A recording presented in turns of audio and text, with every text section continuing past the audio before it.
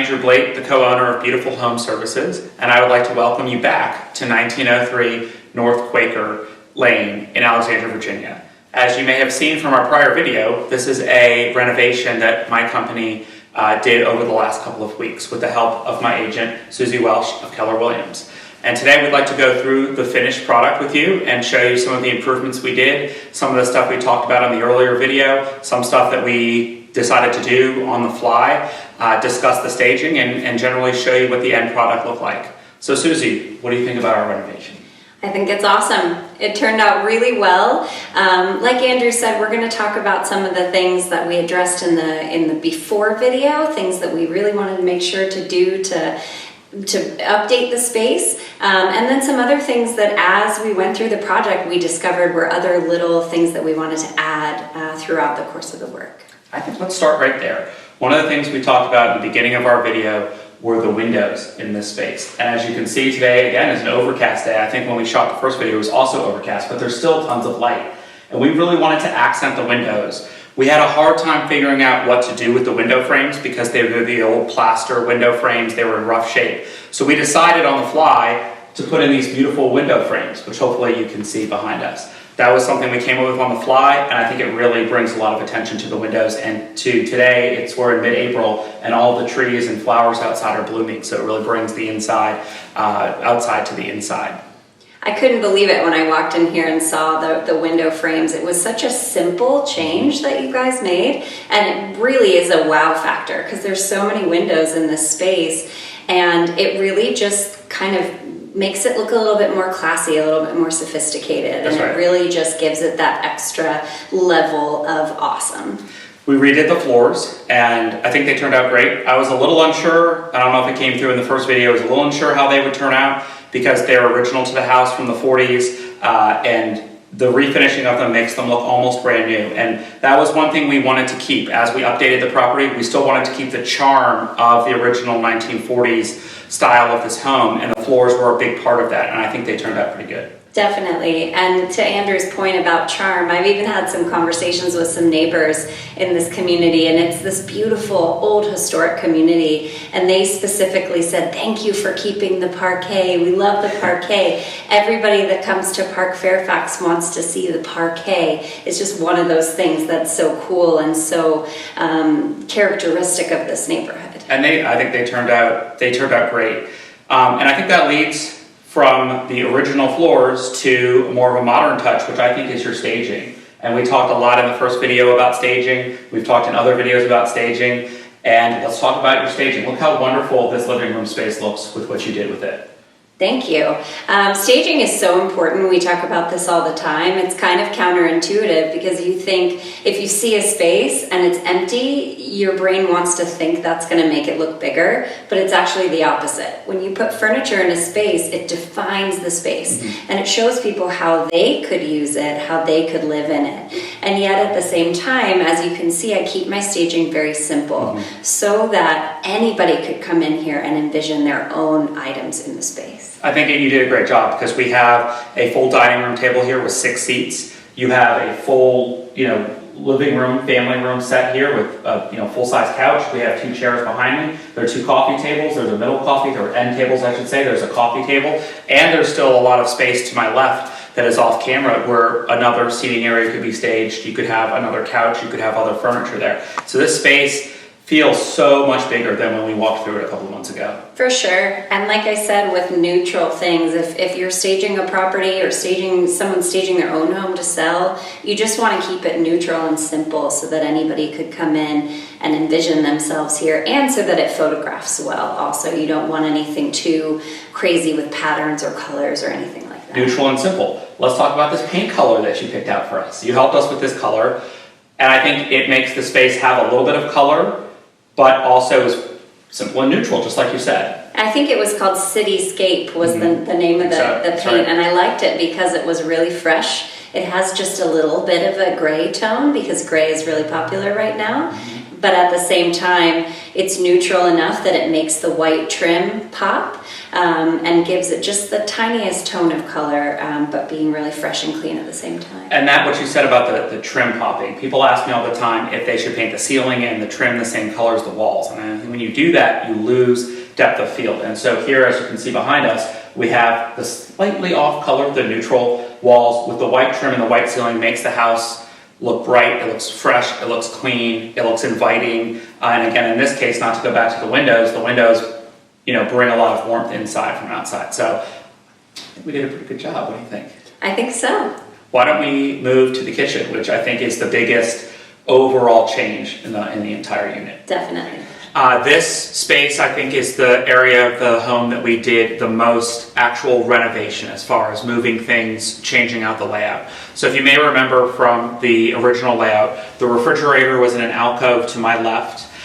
There was kind of a weird shaped wall behind me that really closed off the kitchen, and there were some cabinets to my right. So what we did was we took out the wall that was behind me. We put in a lower cabinet here with a piece of countertop that kind of makes an L shape to my left.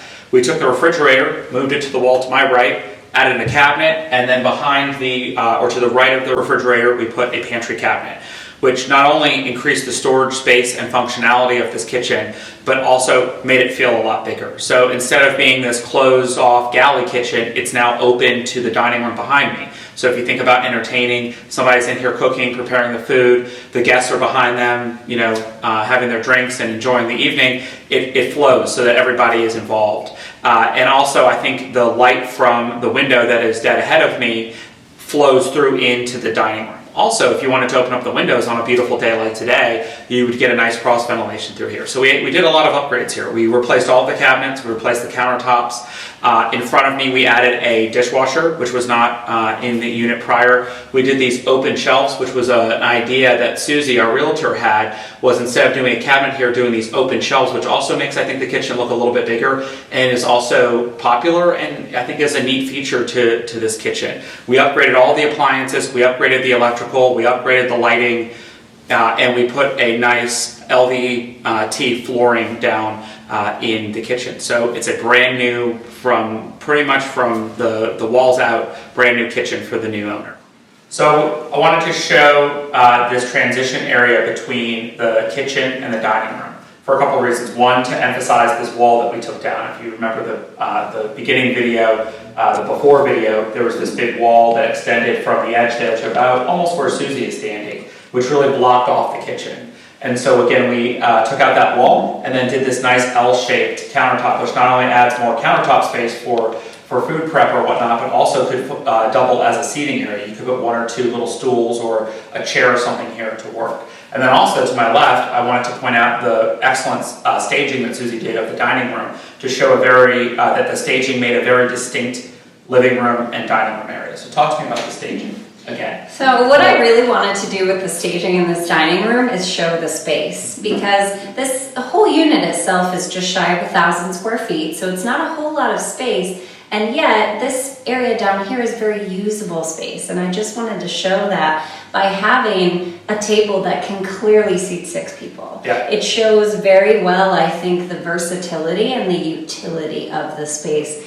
And I was only able to do that because of the kitchen being so opened up. It really shows that it's a great space for entertaining, and you definitely have dining room for at least 6 people. So I want to talk about the bathroom a little bit. Bathroom is obviously a very important part of the house, and there's only one in this unit.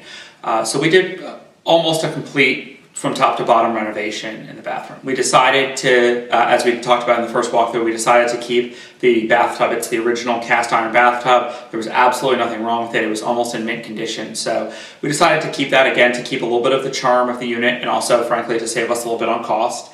We went back and forth on whether to keep the tile floor in the bathroom, which had a kind of a unique pattern to it. After we really cleaned it up and looked at it, it really wasn't in a condition where we thought it would look nice in the unit. So we decided to put luxury vinyl plank flooring down on top of it, which is waterproof. So it still gives that waterproof protection for the bathroom, but also looks real nice. We did replace the vanity, we replaced the toilet, we replaced the light, we replaced the mirror. We took all the tile down in the shower. We did a beautiful white subway tile with the recessed box and the stainless steel fixtures. So the bathroom is almost completely renovated from top to bottom, except keeping that tub, which again, I think just like downstairs where we kept the parquet and upstairs where we kept the parquet, but renovated everything else, I think that the tub kept a little bit of the charm of the bathroom. But we did all new plumbing inside the bathroom as well, all new pipes, new fixtures, so that the new owner has peace of mind that they're not dealing with piping from the 40s. So we're in the primary bedroom here at 1903 North Quaker. Suzi, tell me about this bedroom. So this bedroom is really quite large, especially for a unit that's not even 1,000 square feet, and I really wanted to showcase that space. And the other thing that I like to do with my bedroom staging is just make it really inviting. You want somebody to imagine this room being restful, a place where they can come and rest and recuperate. And so I always keep my staging really light, really neutral, just like in the rest of the home, and showcase how people can live in the space and really showcase the size of the room as well, which is what I think I really did well with this particular queen size bed, some end tables, always lamps. You always want to have light when you stage, and I think it turned out really well. The lamps also give it some more texture, right? It's not just a bed sitting here. There's a bed, and there's an end table, and there's pillows, and there's other things around to make the space look warm, to your point, to make it look livable. You can walk in here and imagine, oh yeah, the dresser could go over there, and we could put the TV up over here, and whatnot. So I think the space, the staging, this room is big. It's, I believe, 17 by about 12, or 17 by 11, and it doesn't come across without the staging as big as it really is. Right. And so when you walk in here, if there was no staging, you're like, oh man, these bedrooms are really not that big, but then you put the staging, you're like, man, this bedroom is pretty large. The other thing I point out that we did in here, one of Suzi's biggest pet peeves, one of my biggest pet peeves, is mismatched faceplates and outlet covers and hardware. And we went through this house and replaced every single outlet, in part because a lot of them had paint on them and they were not up to code in some cases. So we went through and updated all the outlets and made sure all of the outlet covers matched, all the faceplates matched, so that everything just looks fresh and clean. It's a little detail, a lot of people probably wouldn't pick up on it, but there was like 6 different styles here, I think, right? When you look through the walkthrough video in the beginning, it shows a lot of those. So I think that's a little detail that people notice. I think we did a nice job in this room. I think it looks great. Excellent. So we're here in the office space, or the second bedroom here at 1903 North Quaker. This room, I think, presented the most challenge for us to figure out what to exactly do with it so that it didn't look like this tiny little room. So the way that Suzi staged it is she made it look like an office. And her staging is not only looks nice, but is apparently functional too, since we can be sitting here together. And the staging really makes this room look, again, a lot bigger than it is. I should say that differently. Not only look bigger than it is, it feel bigger than it is. We also, in the closet here, the closet abuts the bathroom, and we were able to install a washer-dryer unit. A lot of these units don't have washer-dryers, so we're able to put a washer-dryer in while still maintaining a closet space in case they decided to use this as a bedroom or a nursery or just wanted some extra storage space. And I think to Andrew's point with staging, we mentioned this in the before video, is right now, especially with everybody working and schooling from home, and we know that telework is going to continue to be an option for many, many people in this area in the future. I really wanted to show this space as, being functional for that purpose. And so I staged it up as an office, and included things like the chairs, so people could envision putting, using it as a den, as an office, perhaps putting a bed in here along with a desk, just really showing the multifunctionality of the space and knowing what consumers are looking for right now. Buyers are looking for space where they can work or possibly have children homeschool, and so I wanted to show that that was possible in this unit. I think it came together great, and I think I like this room other than the kitchen, which I think is my favorite. I like this room the best out of all of those spaces, especially the way that you staged it. Thank you. I think it turned out great, and it really shows the different ways that a new homeowner could use the space. Reintroduce ourselves one last time. I, again, am Andrew Blate. I'm the co-owner of Beautiful Home Services. We're a residential remodeling company in the Metro DC area. And I'm Suzi Welch with the Keller Williams Metro Center in Alexandria, Virginia. I'm a real estate agent licensed in Virginia and Washington, D.C. Thank you for touring 1903 North Quaker Lane with us.